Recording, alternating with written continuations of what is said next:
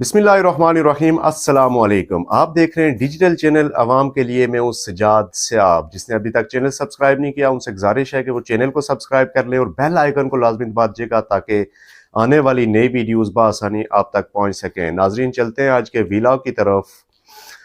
गुज़श्ता रोज़ 23 अक्टूबर को तहरीक इंसाफ के लिए अदालत से एक बहुत अच्छी खबर आई और साथ ही चेयरमैन तहरीक इंसाफ इमरान खान साहब और वाइस चेयरमैन तहरीक इंसाफ शाह महमूद कुरैशी साहब के लिए अदालत से एक बुरी खबर भी आई। आपके साथ पहले डिस्कस करते हैं कि अच्छी खबर तहरीक इंसाफ के लिए क्या आई। वो थी सुप्रीम कोर्ट का एक बड़ा फैसला आया। फौजी अदालतों में सिविलियन का जो ट्रायल था उसे काला दम करार दे दिया सुप्रीम कोर्ट ने। 9 मई के पुरतशद्दुद वाक़ात में मुलव्वस आम शहरियों के खिलाफ फौजी अदालतों में समाअत के फैसलों को काला दम करार दे दिया। जस्टिस एजाजुल एहसन की सरबराही में 5 रुकनी bench justice Munib Akhtar, justice Yahya Afridi, justice Mazahar Ali Naqvi और जस्टिस आयशा मलिक पर मुश्तमिल बेंच ने इस मुकदमे की समाअत की। बेंच का फैसला 4-1 की अक्सरियत से सुनाया गया। जस्टिस याया अफरीदी ने अक्सरियती फैसले से इख्तलाफ किया। तो ये थी तहरीक इंसाफ के लिए अच्छी खबर। अब चेयरमैन तहरीक इंसाफ इमरान खान और वाइस चेयरमैन तहरीक इंसाफ शाह महमूद कुरैशी साहब के लिए एक बुरी खबर भी है। वो वीडियो में मैं आपको आगे चल के बताऊंगा। इसके बाद वीडियो में हम फ़लस्तीन और कश्मीर के हवाले से भी कुछ खबरें आपके साथ शेयर करूंगा। तो आपसे गुजारिश है कि आपने वीडियो को पूरा देखना है, इसको स्किप नहीं करना ताकि तफसीलात से आगाह हो सके। नाज़रीन, इसके बाद आज मरहूम अरशद शरीफ की पहली बरसी पाकिस्तानी सीनियर साफ़ी अरशद शरीफ को कीनिया में गुज़श्ता बरस आज ही के रोज़ यानी कि 23 अक्टूबर को कत्ल कर दिया गया था कीनिया के शहर नैरोबी में। और ताहाल उनकी जो तहकीकात थी अभी उसके नताइज मंजर आम पे नहीं आए। लेकिन इस हवाले से आज निगरान वज़ीर आज़म अनवारुल हक काकड़ साहब का एक बयान सामने आया। उन्होंने कहा है कि कीनिया के सदर ने अरशद शरीफ कत्ल की तहकीकात जल्द उनके जो नताइज हैं उन का यकीन दिलाया है। तो अब देखते हैं कि उनके जो तहकीकात के जो नताइज हैं वो क्या आते हैं और वो कितने जल्द मंजर आम पे आते हैं। नाज़रीन, इसके बाद आपके साथ शेयर करना है कि चेयरमैन इमरान खान, तहरीक इंसाफ के जो चेयरमैन है इमरान खान, उनके लिए और वाइस चेयरमैन शाह महमूद कुरैशी साहब के लिए जो बुरी खबर है अदालत से वो ये थी। गुज़श्ता रोज़ का व्लॉग अगर आपने देखा हो उसमें मैंने आपको बताया था कि अगले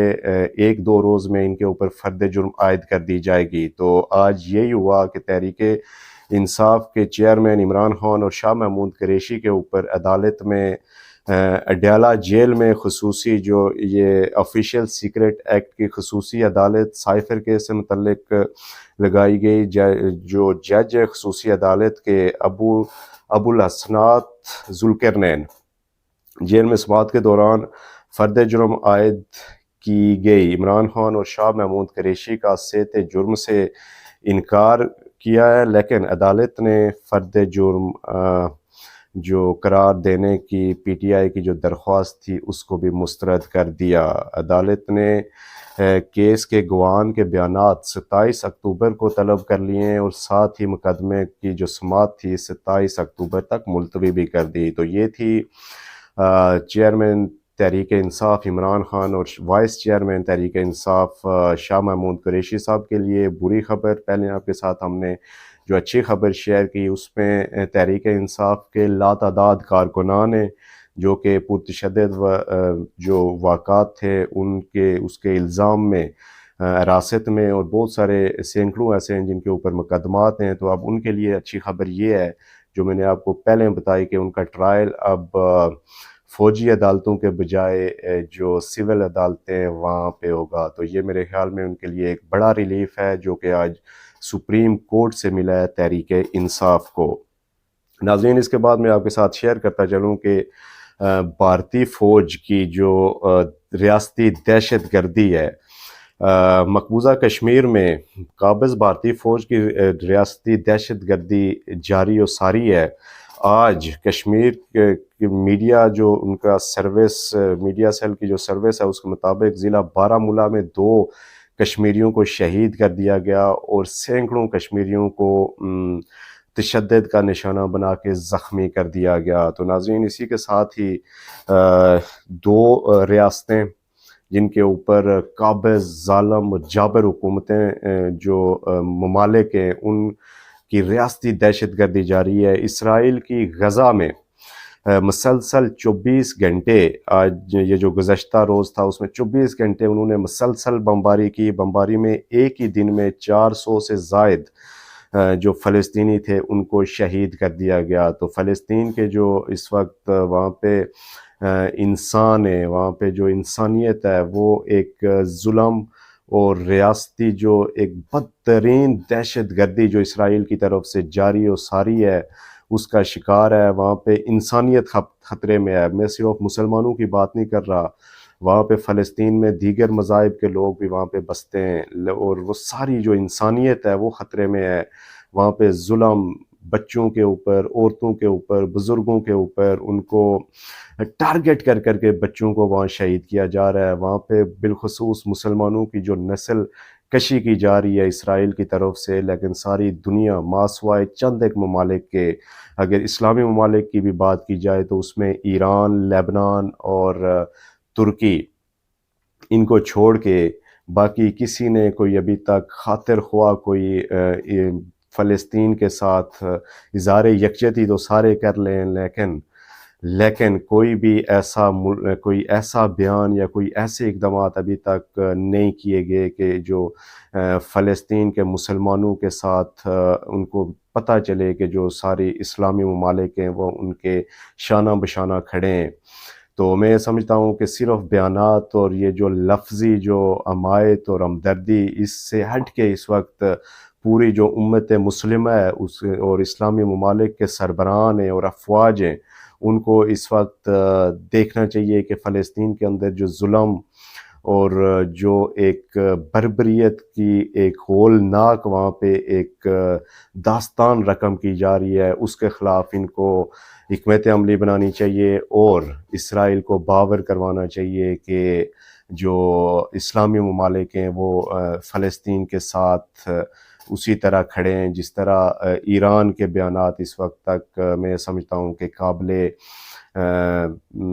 ایک حوصلہ ملتا ہے ان کے جو ایران جو ان کے بیانات اور ان کے اقدامات سے۔ تو اسی طرح اگر سارے اسلامی ممالک کھڑے ہو جائیں تو ظاہر ہے کہ فلسطینی عوام کو ایک ڈھارس ملے گی۔ ناظرین اس کے بعد ہم چلتے ہیں آج افغانستان کے ہاتھوں، کرکٹ کی دنیا سے یہ ایک خبر کہ افغانستان کے ہاتھوں آج پاکستانی ٹیم کو ایک عبرتناک شکست ہوئی ہے اور جو سیمی فائنل تک رسائی تھی وہ اب کھٹائی میں پڑ گئی ہے۔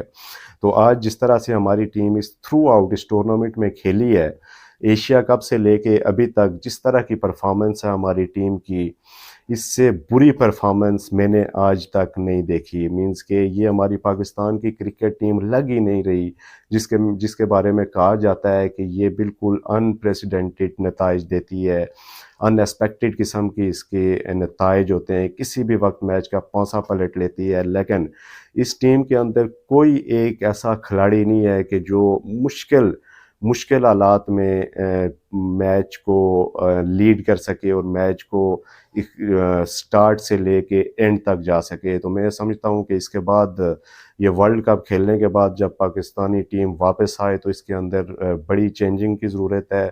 کیپٹن آپ کو ایک ایسا چاہیے کہ جو فیلڈ کے اندر آن دا سپاٹ تگڑے فیصلے کر سکے۔ تو میں نہیں سمجھتا کہ بابر اعظم ایک اچھا بیٹسمن تو ہو سکتا ہے لیکن ایک اچھا کیپٹن ابھی تک مجھے اس کے اندر کوئی ایبیلٹی نظر نہیں آئی کہ اس کو ظاہر ہے ان کے جو فینز ہیں ان کے لیے یہ میں بھی کہ میری باتیں ان کو بری لگ رہی ہوں، لیکن بابر اعظم کے اندر جو لیڈرشپ کوالٹی اور جو ڈیسیژنز، لیڈرشپ اور جو کیپٹن کا کام ہوتا ہے کہ آپ نے آن دا سپاٹ ایسے ڈیسیژنز لینے ہوتے ہیں کہ جو ڈیسیژنز آپ کو جیت کی طرف لے جائیں، جو ایک آپ کو مشکل حالات سے آپ کو لڑنا ہوتا ہے, آپ نے آخری بال تک لڑنا ہوتا ہے, لیکن وہ انرجی نہیں نظر آئی, وہ لیڈرشپ نہیں نظر آئی اس پورے ٹورنامنٹ میں کیپٹن کی طرف سے یا کسی اور کھلاڑی کی طرف سے. تو overall bad performance, batting, fielding, bowling. So یہ تھی کرکٹ کی کہانی. آج کے ویلاگ سے مجھے دیجیے اجازت. آپ سے گزارش ہے کہ کومنٹ سیکشن میں ضرور اپنے ہونے کا احساس دلایا کریں, لائک اور شیئر بھی کیا کریں. کل تک